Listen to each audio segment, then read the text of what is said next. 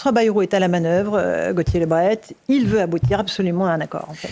Ce conclave, c'est de l'enfumage depuis le départ et ça a arrangé à la fois le Premier ministre et le Parti socialiste. Le Premier ministre pour gagner du temps et ne pas être censuré par le PS, montrant que ce n'était pas que le RN qui tenait entre ses mains sa survie politique, et le PS pour s'émanciper de la France insoumise. Olivier Faure en avait besoin avant son congrès où il a été réélu pour montrer à sa base, regardez, je ne suis pas un simple affidé à LFI. Maintenant qu'Olivier Faure a été réélu à la tête du PS, il peut retourner tranquillement sous le joug de Jean-Luc Mélenchon, puisque visiblement c'est là qu'il se sent le mieux. Et donc il dépose une motion de censure avec évidemment son groupe du Parti socialiste. Mais la question de la survie politique de François Bayrou ne se fera pas sur les retraites. Le RN a annoncé ne pas voter cette motion de censure du PS. Donc là, en revanche, il se réserve pour l'automne. Exactement, ça sera sur le budget. Le RN censurera peut-être François Bayrou à l'automne prochain, au moment du budget, qui était évidemment, qui avait déjà sonné le glas